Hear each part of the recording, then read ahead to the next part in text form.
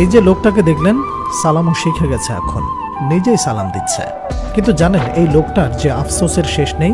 গতকাল সে একটি ইন্টারভিউতে বলেছে মেসি নিজেই নাকি তাকে বার্সায় থাকার জন্য বলেছিল, এবং এও বলেছিল যে সে তাকে বিশ্ব সেরা বানাবে।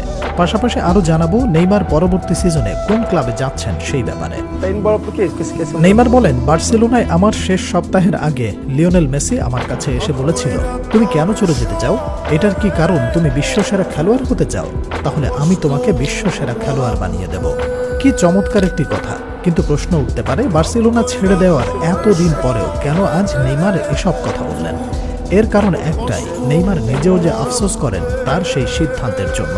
আসলে প্রকৃত সত্য কি জানেন, নেইমার বার্সেলোনা ছেড়ে দেওয়াতে বার্সেলোনা যেমন ক্ষতিগ্রস্ত হয়েছে, ঠিক তেমনি হয়েছে নেইমারও। তবে বার্সেলোনার চেয়ে নেইমারের ক্ষতিটাই আসলে বেশি হচ্ছে। প্রশ্ন করতে পারেন কিভাবে? আসেন তাহলে আপনাদের একটু উদাহরণ দিয়ে বুঝিয়ে দেই।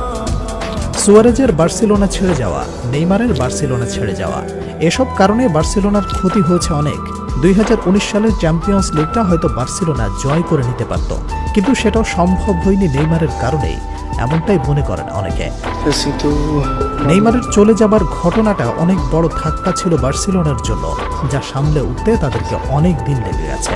কিন্তু বার্সেলোনা আবার চ্যাম্পিয়ন্স লিগ জিতবে, সেটা আজ হোক অথবা কাল। কিন্তু নেইমার যদি সেই মুহূর্তে বার্সেলোনা না ছাড়ত, তাহলে নেইমারের ক্যারিয়ারে এখন একটা হলেও ব্যালন ডিওর থাকত। প্যারিসে যাবার পর নেইমার অনেক বড় চ্যালেঞ্জ নিয়েছিল, তাকে কিছু একটা করে দেখাতেই হবে, এমন একটি চিন্তায় তার চোখের ঘুম নাই হয়ে গিয়েছিল। প্রতিটি ম্যাচে নিজের সামর্থ্যের শত ভাগ দিয়ে বারবার নিজেকে ফেলে দিয়েছেন ইনজুরির মুখে। বার্সেলোনায় থাকলে তাকে একা চাপ নিতে হতো না, মানসিকভাবে শান্তিতে থাকতো। কিন্তু দুঃখজনক হলেও সত্য, নেইমারের আর কিছু পাওয়া হলো না। এদিকে এখন শোনা যাচ্ছে নেইমারের আল হিলালে থাকা হবে না, সে চলে যাবেন আমেরিকাতে। মেসির ক্লাব ইন্টার মায়ামিতে যাবার সুযোগ সবচেয়ে বেশি।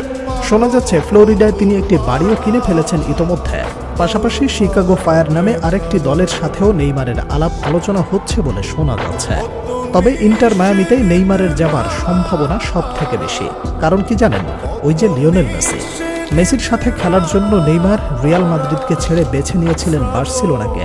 নেইমার পিএসজিতে যাবার পরে মেসিকেও নিয়ে গিয়েছিলেন এক সময় সেখানে, দুজন খেলেছিলেন একই ক্লাবে একসাথে। আর তাই এখন আবার শোনা যাচ্ছে মেসির ডাকে নেইমারও পাড়ি জমাবেন ইন্টার মায়ামিতে। তবে এইখানেই শক্ত প্রতিপক্ষ শিকাগো ফায়ার। তারা নেইমারকে অনেক বেশি বেতন দিচ্ছে, বার্ষিক প্রায় 104 মিলিয়ন।